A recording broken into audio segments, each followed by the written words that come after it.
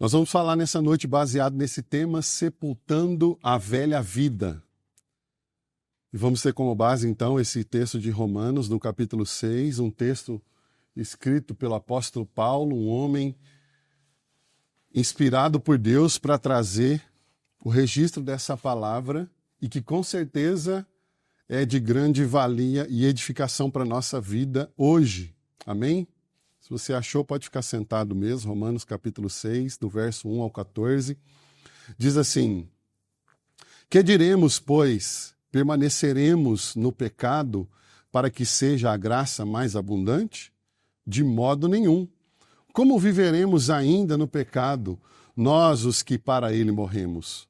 Ou porventura ignorais que todos nós que fomos batizados em Cristo Jesus, fomos batizados na sua morte? Fomos, pois, sepultados com ele na morte pelo batismo, para que, como Cristo foi ressuscitado dentre os mortos pela glória do Pai, assim também nós andemos em novidade de vida. Porque se fomos unidos com ele na semelhança da sua morte, certamente o seremos também na semelhança da sua ressurreição. Sabendo isto, que foi crucificado com ele o nosso velho homem, para que o corpo do pecado seja destruído, e não sirvamos o pecado como escravos, porquanto quem morreu está justificado do pecado. Ora, se já morremos com Cristo, cremos que também com ele viveremos. Sabedores de que, havendo Cristo ressuscitado dentre os mortos, já não morre, a morte já não tem domínio sobre ele. Pois, quanto a ter morrido, de uma vez para sempre morreu para o pecado. Mas quanto a viver, vive para Deus. Assim também vós considerai-vos mortos para o pecado, mas vivos para Deus, em Cristo Jesus. Não reine, portanto, o pecado em vosso corpo mortal, de maneira que obedeçais às suas paixões. Nem ofereçais cada um os membros do seu corpo ao pecado, como instrumentos de iniquidade, mas oferecei-vos a Deus como ressurretos dentre os mortos, e os vossos membros a Deus como instrumentos de justiça. Porque o pecado não terá domínio sobre vós, pois não estás debaixo da lei, e sim da graça. Amém? Vamos orar? Curva a sua cabeça novamente, vamos orar. Pai querido, mais uma vez, na tua presença nesta noite, nós queremos entregar a ti esta palavra.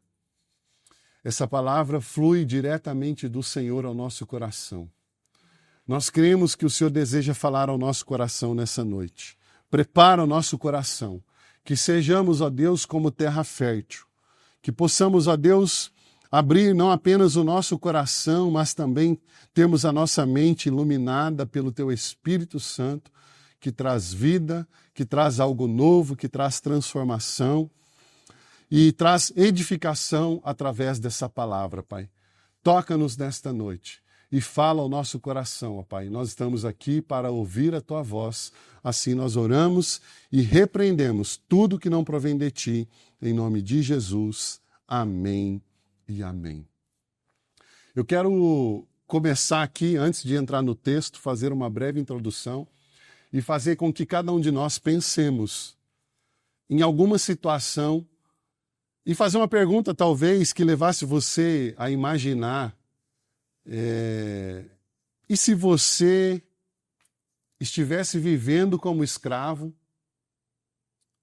talvez sem saber que você já pudesse ser livre.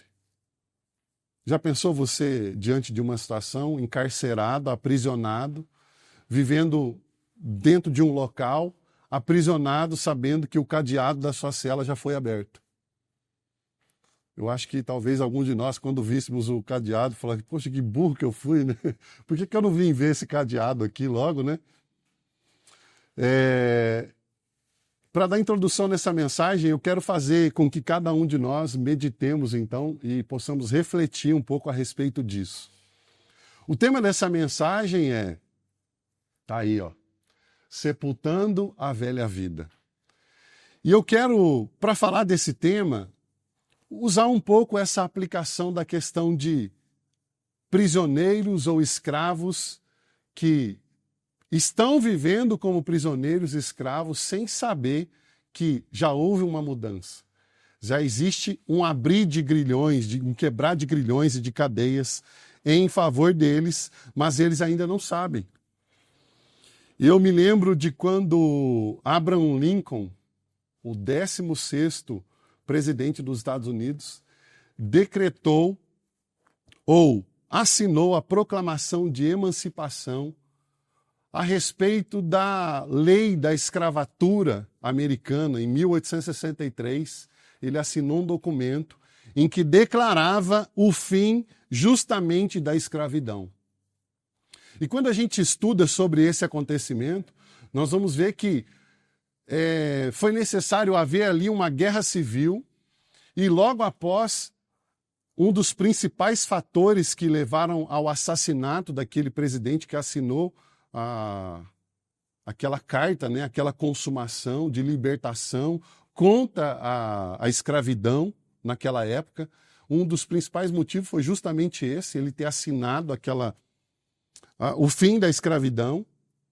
Então houve alguns acontecimentos que levaram à libertação dos escravos. Só que quando a gente vai estudar um pouquinho a respeito do que aconteceu na época, nós vamos ver que escravos, principalmente ali da região do Texas, eles não receberam essa informação de que foi dada uma carta de alforria ou de liberdade para eles. E aquela notícia demorou aproximadamente 2 anos para chegar até eles. Ou seja, eles passaram ali por um período de 2 anos, de 1863 até 1865, como escravos, sendo que já poderiam ter sido libertados. Chegou a notícia ali para eles, então, vocês já estão livres. Isso nos leva aqui, introdutoriamente, a pensar que esse é o grande exemplo de que a liberdade sem conhecimento, ela é como continuar vivendo como escravo. Não adianta nada uma pessoa ser livre se ela não sabe que ela pode ser livre. Se o conhecimento da liberdade não chega até ela, ela vai continuar vivendo como escravo. E eu pesquisando um pouco para trazer essa mensagem, eu cheguei à história de um soldado japonês chamado Hiro Onoda. Foi ali na época da Segunda Guerra Mundial. Em 1945, houve o fim da Segunda Guerra Mundial. E devido àquela situação de guerra, não somente esse soldado, mas outros soldados também, eles se refugiaram em algumas florestas das Filipinas, fugindo dos seus oponentes, tentando salvar a sua vida. E esse camarada chamado Onoda, por incrível que pareça, ele não soube que naquele ano de 1945 o Japão havia se rendido na guerra. E quando o Japão se rende à guerra, foi declarado então o final da guerra. Só que por ele estar no meio de uma floresta, a informação de fim da guerra não chegou até ele. E por incrível que pareça, aquele homem viveu na floresta por praticamente 30 anos, fugindo dos seus oponentes. E crendo, ele tinha certeza de que ele ainda estava em guerra. E ele viveu ali durante 30 anos escondido naquela ilha, lutando como um soldado, sendo que não havia mais necessidade. Por que que isso aconteceu? Sabe por quê? Porque ele não sabia que a guerra havia acabado. E ele vivia dentro daquela situação, ele continuou vivendo então como um soldado e um fugitivo, aprisionado naquela selva, justamente por ignorância, por não saber que a guerra havia acabado. Assim também é nos nossos dias de hoje, quando a gente fala a respeito da realidade espiritual na vida das pessoas. As pessoas estão vivendo oprimidas e escravizadas pelo medo. As pessoas estão vivendo carregando suas culpas, dominadas por vícios e vivendo literalmente dentro de prisões emocionais, justamente porque não acreditam ou não receberam a informação de que existe um Deus que pode trazer libertação espiritual para elas.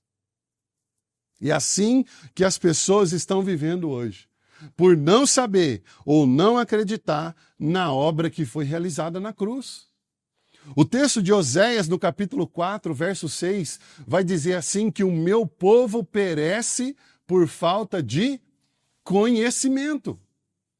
Então, quando há falta de conhecimento, o povo que deveria estar em contato com a própria liberdade chamada Jesus, continua em contato com a escravidão causada pelo pecado. É justamente a falta de conhecimento que gera esse aprisionamento e essa destruição. E quando a gente olha para esse texto de Romanos capítulo 6, nós vamos ver Paulo escrevendo e orientando os seus ouvintes a respeito de como deve ser a verdadeira vida cristã. Como um cristão de verdade deve viver a sua vida. A Bíblia diz a respeito de um processo de santificação e de separação da antiga vida, da antiga maneira de viver. E por que então que nós, como pastores, nós insistimos que deve haver cada vez mais um conhecimento da verdade bíblica? Justamente porque, conforme diz a palavra, e conhecereis a verdade vos libertará. Então, o cristão, para viver uma vida de santidade, ele precisa tomar cada vez mais conhecimento a respeito da necessidade de viver essa vida santa. A respeito da necessidade de se desvencilhar das velhas práticas, dos velhos comportamentos. E esse tema, ele vem de encontro ao que é explícito nesse texto. E quando nós vamos ver aqui, Paulo trata algumas vezes, não apenas aqui, mas em outras passagens também. A gente vê ali no capítulo 5, um pouco antes, ele falando sobre isso. Nós vamos ver que existe a graça e a prática. A graça, ela nos coloca dentro de uma condição. Mas a prática, ela é fruto de um conhecimento da posição que nós assumimos. A graça de Deus, ela gera em nós nova vida. Ela gera em nós transformação. A graça, ela nos posiciona em Cristo como salvos, como remidos e como lavados no sangue dele. Mas a prática, ela nos leva a uma evidência dessa condição que Cristo trouxe para nós através da graça. Então nós precisamos não apenas entender aquilo que Jesus fez por nós, mas passarmos a buscar a viver de acordo com a posição que ele espera de nós.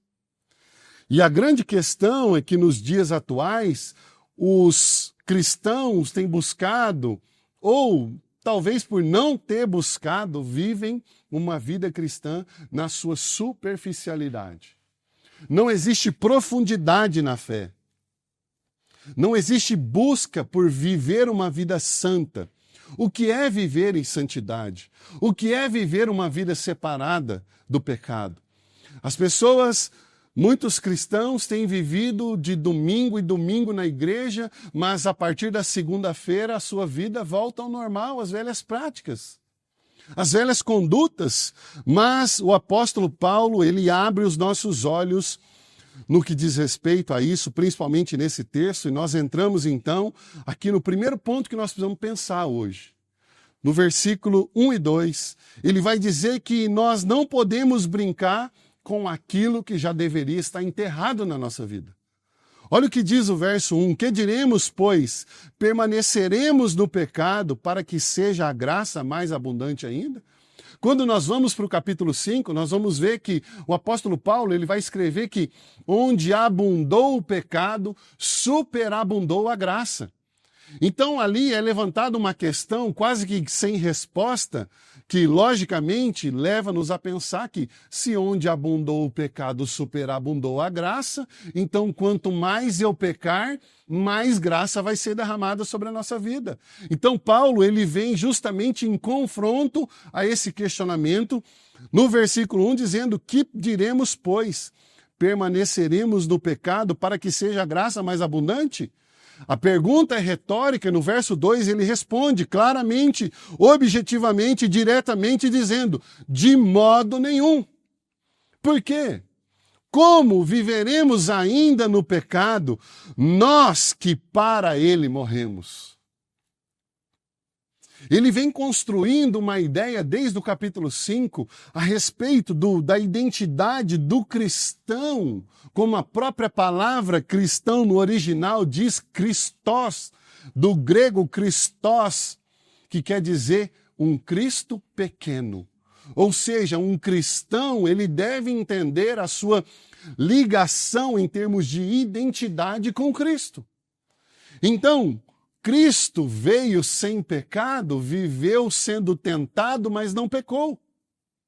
Ele morreu e ressuscitou. E nós estamos, então, em processo cada vez maior de identificação com Cristo.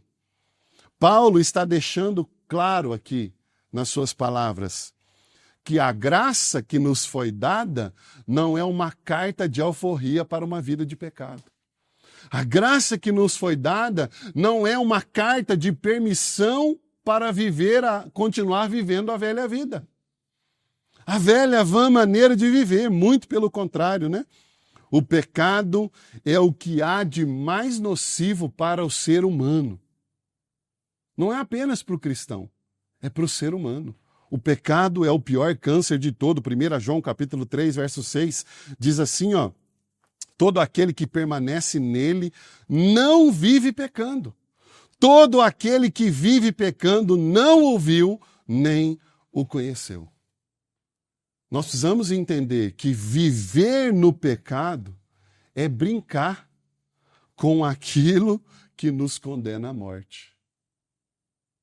Isso precisa estar muito bem claro na nossa vida. Lutero tem uma frase que diz assim, ó, que a graça não é uma capa para que continuemos no pecado, mas o poder para nos livrar dele. O perdão, gente, o perdão de Deus, ele não torna em nenhum momento o pecado menos grave na nossa vida. O pecado continua sendo tão sério, que custou a vida do próprio Filho de Deus. Para a gente entender a gravidade do pecado, o quanto isso é um câncer na vida do ser humano, um sangue inocente, ou o sangue do único Filho de Deus foi derramado. 1 Pedro, no capítulo 1, verso 18 e 19, diz assim: sabendo que não foi mediante coisas corruptíveis, como prata ou ouro, que fostes resgatados do vosso fútil procedimento que vossos pais vos legaram, mas pelo precioso sangue, como de cordeiro sem defeito e sem mácula, o sangue de Cristo. Deus, eu já disse isso aqui, quando Deus quis provar o seu amor por nós, quando Deus decidiu nos resgatar, Ele não usou ouro, Ele não usou prata, mas Ele usou o que Ele tinha de mais valioso, o sangue do seu único Filho chamado Jesus. Então, versículo 1 e 2 nos mostra que nós não podemos brincar justamente com aquilo que já deveria estar enterrado na nossa vida. Velhas práticas, pecados de estimação, e nós continuamos então no verso 3 e 4 e depois o 6, onde nós vamos entender que a morte com Cristo, ela é um funeral da nossa velha vida. Quando nós morremos através do batismo, nós precisamos entender que a nossa velha maneira de viver foi sepultada. O verso 3 diz assim, ó: ou porventura ignorais que todos nós, que fomos batizados em Cristo Jesus, fomos batizados na sua morte. Fomos, pois, sepultados com ele na morte pelo batismo, para que, como Cristo foi ressuscitado dentre os mortos pela glória do Pai, assim também andemos nós em novidade de vida. O batismo, ele não é meramente um ritual a ser cumprido. O batismo não é apenas e tem logicamente, a sua grande importância como uma ordenança de Jesus para nós. Mas o batismo, ele é uma declaração de fé. O assumir de uma aliança diante de Deus, de que o nosso velho homem agora está sendo sepultado. As nossas velhas práticas, os nossos velhos comportamentos e tudo aquilo que antes nos afastava de Deus está sendo sepultado ali. O ato de mergulharmos nas águas, de sermos submersos nas águas, nos lembra o ato do sepultamento. Ali naquele lugar, deve ficar, então, a nossa velha vida, a nossa velha vã maneira de viver, as nossas paixões, os nossos vídeos, também serve, né? Os nossos vícios, as nossas escravidões mentais, tudo isso foi crucificado com Cristo de maneira simbólica e declaratória no momento do batismo. Do momento da nossa entrega, da nossa vida, de quem nós somos, temos inteiramente a Ele. O verso 6 diz assim: sabendo isto, que foi crucificado com Ele o nosso velho homem, para que o corpo do pecado seja destruído, e não sirvamos o pecado como escravos. Sabe? Sepultar a velha vida significa reconhecer que o pecado já não tem mais domínio sobre nós. Quando você... Olá, tudo bem? Quando você entrega a sua velha vida, quando você sepulta a sua velha maneira de viver, você está declarando que o pecado não tem mais domínio sobre você. É assim que funciona. E esse texto, ele não continua apenas assim, mas nós vamos ver então ainda em Romanos capítulo 6, verso 8 a 11, a respeito de uma nova vida ressuscitada com Cristo. É isso que nós vamos ver. Nós aprendemos então que não se trata apenas de não brincar com aquilo que nos traz a morte, que é o pecado. Não se trata apenas de entender que com a morte com Cristo, ela é uma declaração de um funeral da nossa velha vã maneira de viver.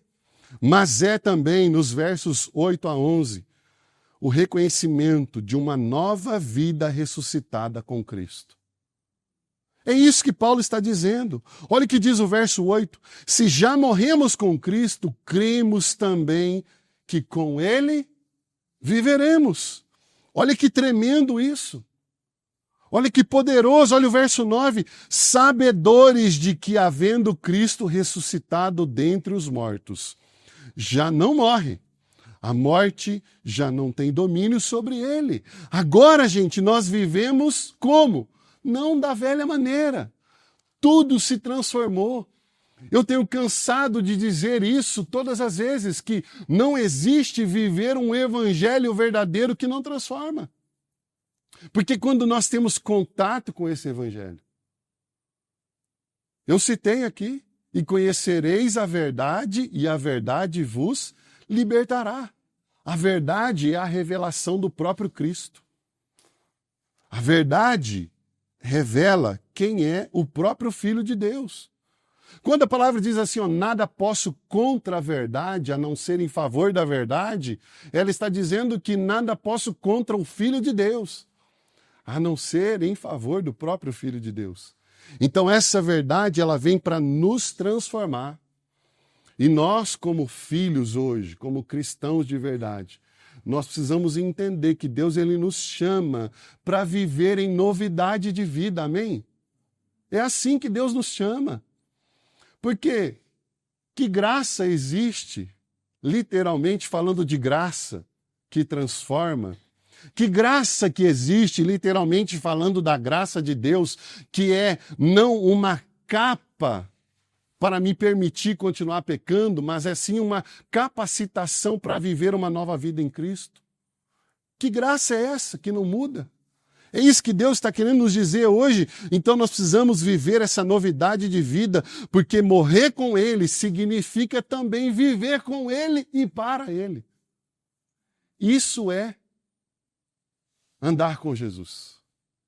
Como dizia Marco Rogério, isso é Deus para não só viver por Ele, não só morrer por Ele, mas também viver por Ele.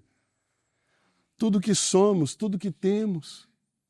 A gente vê hoje tantas canções onde nós declaramos que entregamos tudo. Por ti entrego tudo, tudo entregarei. Sim, por ti, Jesus, tudo deixarei.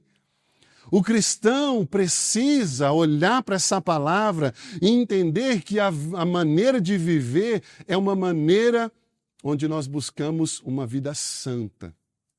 O que é santidade? A santidade é justamente a separação daquilo que corrompe a santidade de Deus, vamos dizer assim. É tudo aquilo que vai contra aquilo que Deus tem para nós. Agora, então, nós somos chamados para viver de modo que reflita essa nova vida ressurreta. Amém? O verso 11 diz assim, ó: assim também vós considerai-vos mortos para o pecado, mas vivos para Deus em Cristo Jesus. Não existe viver para Deus e muito menos morrer para o pecado sem a figura manifesta do Filho de Deus chamado Jesus. Não existe.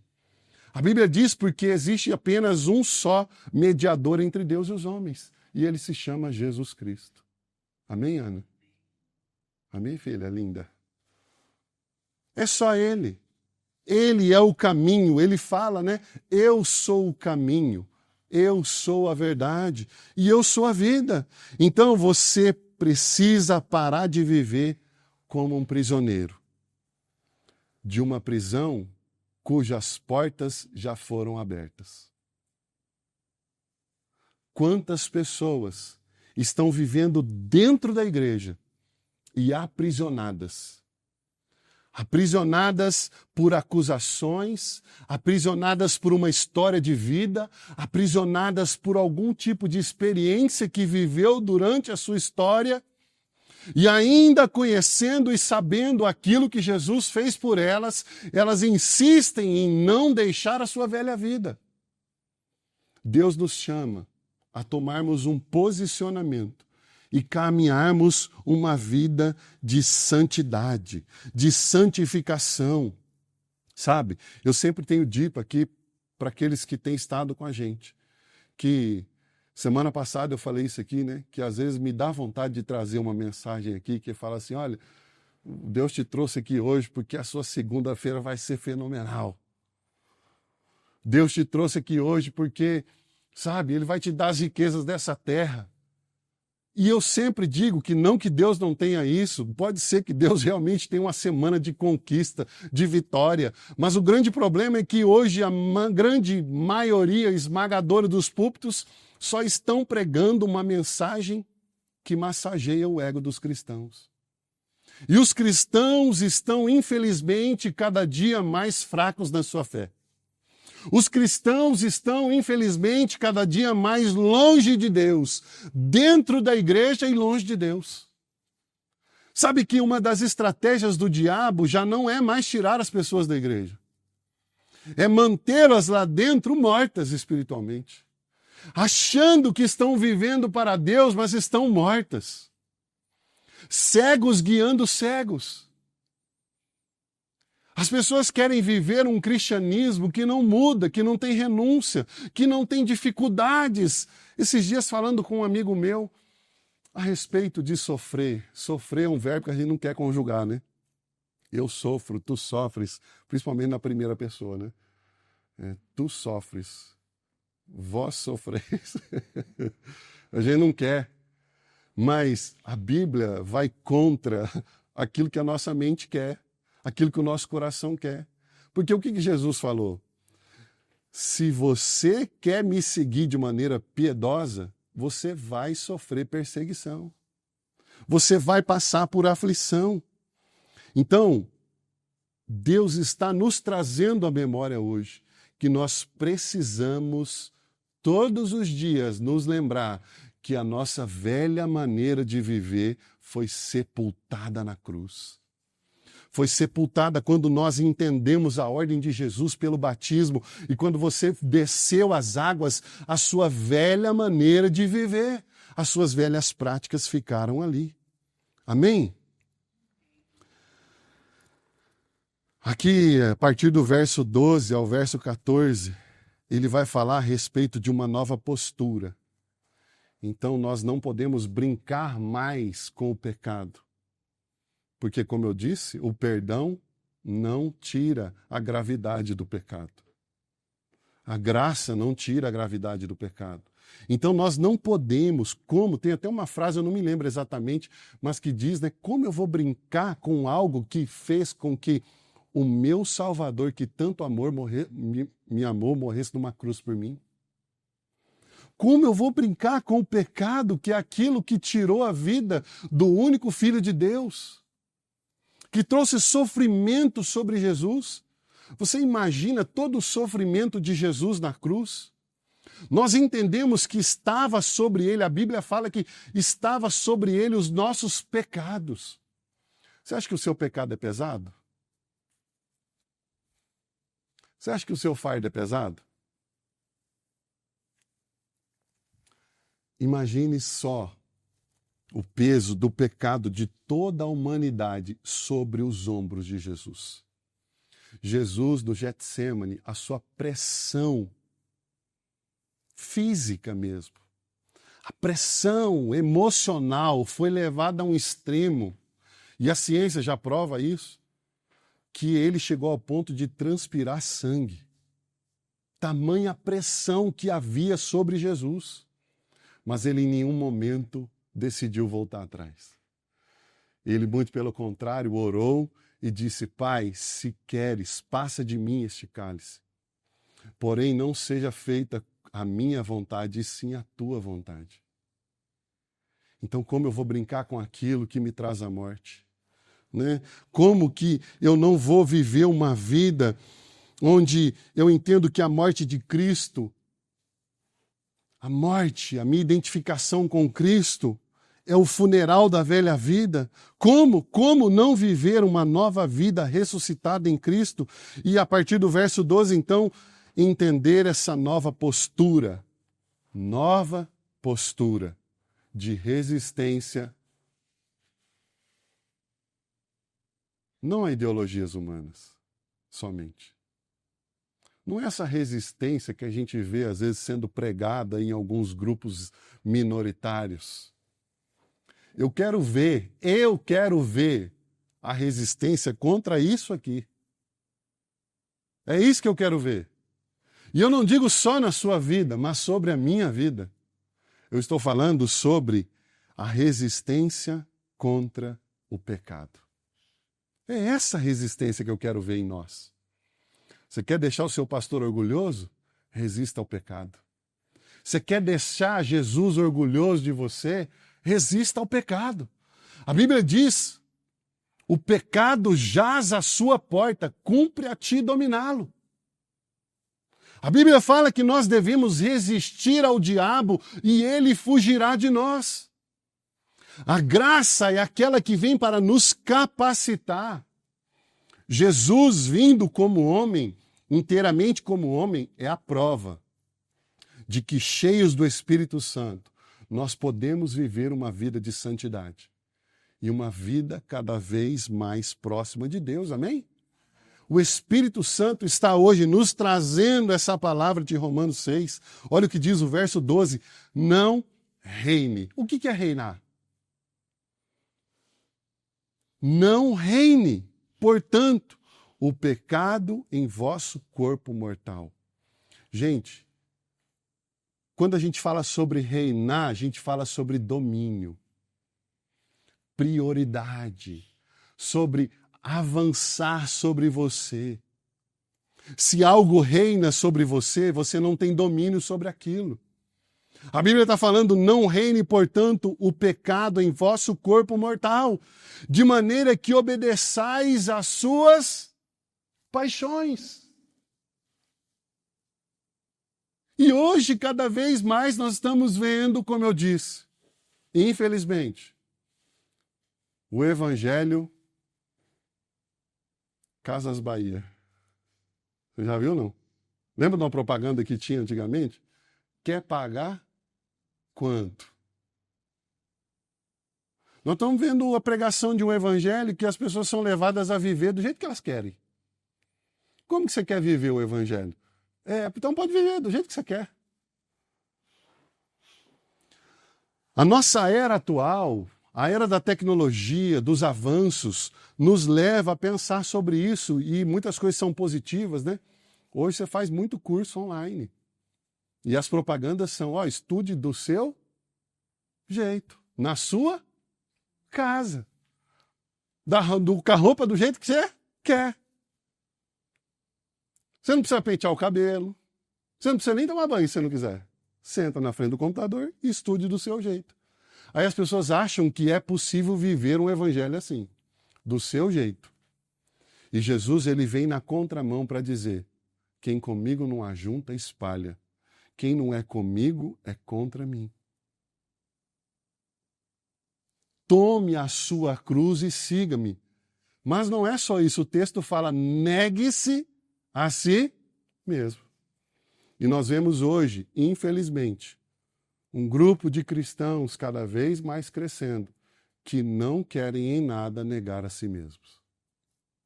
Eles querem servir a Jesus do seu jeito. Mas o texto fala que não deve reinar o pecado sobre o vosso corpo mortal, de maneira que obedeçais às suas paixões. O verso 13 fala assim, nem ofereçais cada um os membros de seu corpo ao pecado, como instrumentos de iniquidade, ou seja, de prática contínua de pecado. A Bíblia diz que o nosso corpo é templo do Espírito Santo. Qual é a maneira que nós temos tratado o nosso corpo? Será que nós temos ido na academia? Nós precisamos cuidar do templo do Espírito. Será que a gente tem comido a gordura da picanha? A pele do frango? Você gosta da pele do frango, né? Sabe? A gente precisa cuidar do templo. Porque não ofereçais cada um os membros do seu corpo ao pecado como instrumentos de iniquidade, mas oferecei-vos a Deus como ressurretos dentre os mortos, e os vossos membros a Deus como instrumentos de justiça. E a gente vai ver então no verso 14, que é tão tremendo esse verso, porque o pecado não terá domínio sobre vós, justamente porque já não estamos mais debaixo da lei, e sim da graça. A graça que nos convida, a graça que nos convoca, a graça que nos capacita a viver com os nossos membros de uma maneira que o nome do Senhor é honrado e glorificado. Entende o que eu disse? A graça, ela nos coloca em uma posição. Isso é inegável, é bíblico. A justiça de Cristo na cruz, ela é imputada sobre nós. E por causa dessa ação de Deus, nós somos chamados justos. Não porque nós somos justos, mas por causa da justiça de Cristo na cruz. Então a graça, ela nos coloca numa posição que em Cristo nós somos salvos, lavados e remidos. Mas nós não falamos apenas da graça e de uma posição, mas nós falamos de uma vida cristã na prática, que deve ser vivida na prática. Um exemplo, Jesus fala assim, nisto saberão que sois meus discípulos, se vos amardes uns aos outros. O amor não é para ser vivido em teoria. O amor é para ser vivido na prática. Por isso é que Jesus ensina os seus discípulos a andar na contramão do mundo. Não é simplesmente eu falar, eu vou na contramão. Não, eu ando na contramão. Porque viver cristianismo é viver algo transformador na prática. Assim deve ser, então, a nossa conduta em relação ao pecado. Como? Algo que ficou no passado, enterrado na cruz. Assim deve ser. Sabe, eu não estou querendo dizer, e nem o texto de Romanos vai dizer que nós não vamos pecar mais. Mas o que eu estou querendo dizer a respeito de, muitas vezes, e infelizmente, nós considerarmos o pecado de uma maneira meio que hollywoodiana, de uma maneira meio que menos abrasiva. Ah, não é tanto assim também não. Ah, mas Jesus já perdoou meus pecados. Sabe, eu tinha posto aqui nessa parte do meu sermão, assim deve ser o nosso relacionamento com o pecado. E na hora o Espírito Santo me fez pensar assim, não, eu não posso nem achar que eu posso ter uma relação com o pecado. Mas eu preciso entender a minha conduta em relação ao pecado, que é uma conduta de refúgio. É uma conduta de querer estar cada vez mais longe. E quando o pecado nos atingir, ou quando nós cairmos, isso vai ser realmente um acidente. Quantas vezes eu cheguei na igreja, diante de um momento de louvor e adoração, e eu confesso para você que eu não tinha coragem de levantar minhas mãos, por causa de algum pecado que eu havia cometido. E o pecado, ele nos acusa, ele quer nos manter longe de Deus, é assim. Mas a gente precisa entender a importância dessa reação pós-pecado. Porque se não houver essa reação, nós vamos nos acostumando com o pecado. Eu me lembro muito bem das estratégias que os esquimós usavam para matar lobos. Eles, na neve, colocavam lâminas extremamente afiadas e cobriam aquelas lâminas com o gelo. E eles respingavam ali sangue no gelo em volta, bem onde estavam ali as lâminas muito afiadas. Às vezes até algum pedaço de carne ali, os lobos vinham no cheiro do sangue. E eles começavam ali com o seu focinho a mexer naquilo, e eles começavam, sentiam não apenas o cheiro, mas de repente sentiam o gosto do sangue na boca. E quando sentiam o gosto do sangue, eles lambiam cada vez mais rápido, até o momento em que eles chegavam na lâmina extremamente afiada. Mas o gelo, de certa maneira, causava uma insensibilidade na língua. Mas eles lambiam ali aquela lâmina, a língua já meio que cauterizada, a sensibilidade neutralizada, e eles sentiam então o sangue fresco. E eles mal imaginavam que estavam sentindo o gosto do seu próprio sangue. E eles tão vorazmente lambiam aquilo ali, e eles morriam esgotados. Eu gosto desse exemplo para nos fazer entender como é o pecado. O pecado é assim. Você vai no cheiro, de repente você sente o gosto.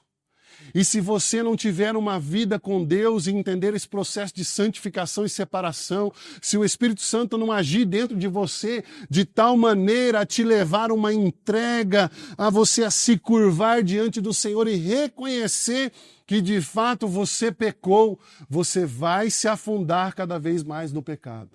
E a Bíblia fala a respeito dos abismos, que um abismo chama outro abismo. E as pessoas vão cada vez mais se afundando. É por isso que lá fora, para muitos, o pecado é normal, porque a mente deles já foi cauterizada. E eles estão, de fato, aprisionados. Mas a boa notícia é que o Filho de Deus morreu na cruz para transformar a mente dessas pessoas, para resgatar aquele que estava morto. Como o próprio apóstolo Paulo fala que nós estávamos mortos nos nossos delitos e pecados, mas Deus nos chama para a vida, amém? Deus tem nos chamado para vivermos uma vida como ressurretos por Jesus, em identidade com Ele. E eu quero trazer, antes de encerrar, 3 atitudes práticas que você precisa colocar na sua vida. A primeira é: não permita que o pecado reine em você. Como eu disse, em algum momento nós vamos pecar. Mas não se submeta ao império das trevas novamente. Segundo, não entregue os seus membros, os seus olhos, o que os seus olhos têm visto. Onde as suas mãos têm tocado. Sabe, uma das estratégias do diabo a nos fazer pecar, aliás, nós nos lembramos muito bem de como aconteceu a queda de Eva. Vocês lembram? A Bíblia diz que Eva viu o fruto. Olha os sentidos, a visão. E ela, por ver o fruto, a Bíblia diz que viu que ele era desejável. Mas ela não parou por ali, olha só os membros. Ela tocou o fruto, ela tomou, a Bíblia diz que ela tomou o fruto e o comeu. Você precisa entender os passos da queda manifestos nos seus sentidos. O que é que você vê que vai querer fazer você tocar? Que vai querer fazer você experimentar? Então entenda, não entregue os seus membros ao pecado. Terceira dica: ofereça sua vida a Deus como um instrumento de justiça. Todos os dias. Testemunho vivo na prática, de transformação. Pense nisso. As pessoas vão olhar para nós. E elas precisam ver em nós a prática de um cristianismo não religioso que cumpre regras, mas de um cristianismo leve, que vive, que entendeu o que é uma vida com Jesus. Um Jesus que olha para mim e que ele não é pego de surpresa com as minhas mazelas e os meus pecados ocultos. Porque a gente acha que, na verdade, todos nós temos um quartinho escuro, escondido, e a gente acha que Jesus nunca entrou lá. Mas ele sabe quem nós somos. Ele conhece a nossa essência. E ele nos chama para viver essa vida. O conhecimento da verdade exige de nós. Lembra que eu falei no começo? O soldado japonês que ficou 30 anos numa floresta sem saber que a guerra tinha acabado? Deus, ele nos chama hoje, o verso 6 fala: sabei disso. Ele quer que nós saibamos a verdade, que existe uma vida santa para ser vivida. O conhecimento, então, da verdade, ele exige de nós uma decisão. Qual vai ser a nossa decisão? Nós vamos decidir por viver uma vida santa, sepultando os nossos velhos comportamentos todos os dias, abandonando as nossas velhas práticas. Sabe que, às vezes, na nossa caminhada cristã, né, para ilustrar, para você entender, às vezes a gente vai deixando covas, né? Sepultando velhas práticas. Porque você se converte hoje, você tem um contato com a salvação em Cristo Jesus hoje, você é vítima do amor do Evangelho hoje, você muda tudo. Amanhã você é totalmente diferente. Você consegue viver amanhã sem cometer tudo aquilo que você fazia de errado? Não. Por isso que a Bíblia fala sobre um processo de santificação. E o processo de santificação, ele é válido em todos os tempos, no passado, no presente e no futuro. Nós fomos salvos, nós estamos sendo salvos e nós seremos salvos. É assim, a santificação também. Às vezes, na nossa vida diária com Deus, nós vamos sepultando os nossos velhos comportamentos, as nossas velhas atitudes. Eu quero convidar você para ficar de pé agora. Sabe, existe algo que talvez todos nós saibamos já, mas muitos não sabem. Voltando ao exemplo de quando Abraham Lincoln assinou a carta de abolição da escravidão nos Estados Unidos. E alguns escravos do Texas receberam essa notícia apenas 2 anos depois. Talvez existam pessoas ao nosso lado que ainda não saibam que existe um portão aberto para elas, para a verdadeira liberdade. Que existe algo poderoso em Deus para nos transformar todos os dias e nos fazer, então, caminhar de acordo com a tremenda vontade de Deus para nós. E Deus, Ele está hoje falando ao nosso coração a respeito da responsabilidade que nós temos de viver uma vida cristã na prática, de verdade. Mas Ele também está nos chamando, como nós sempre temos dito aqui, que nós estamos formando uma família de discípulos. Nós precisamos levar essa boa notícia da carta de alforria aos que estão aprisionados. E talvez muitos escravos estejam caminhando com correntes do nosso lado, todos os dias. Eu me lembro de eu não sei se é uma história real, mas eu vi um pastor contando isso, de um camarada que cometeu um crime, e ele foi preso por aquele crime, e ele foi condenado à morte. E o governador, que era o único que tinha autoridade para libertar aquele homem, pôs uma carta de alforria, de liberdade dentro de uma Bíblia, pôs uma roupa de religioso, de pastor, de padre, e foi lá. Eu vou lá ouvir o que esse cara tem a dizer. Ele foi condenado à morte. E quando ele chegou lá, aquele homem começou a ameaçar o governador, ele não sabia que era o governador, a cuspir nele, mandar ele embora. Sai daqui, vai embora daqui, eu não quero nada com você não. E ele falando, eu tenho algo para te dizer. E ele falou, não quero não, vai embora. E até pela segurança daquele homem, os carcereiros ali levaram ele embora. E quando ele foi embora, o carcereiro falou para ele assim, você é burro, cara. Não quero saber disso aí não, você é burro. Insistiu com ele, falou, por quê? Porque você mandou embora. Não era o padre, era o governador. E ele estava com a carta de liberdade no meio da Bíblia para libertar você. Enfim, aquele homem foi condenado à morte e no dia da sua execução, como de praxe, foi dada a ele a oportunidade de falar alguma coisa. Ele falou, eu quero falar, principalmente para os jovens aqui presentes.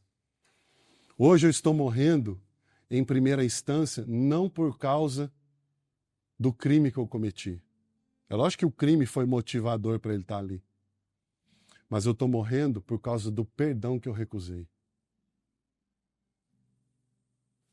Quantas pessoas estão caminhando à forca, à sua morte eterna, porque ignoram o perdão que Deus está oferecendo ou talvez não sabem do perdão.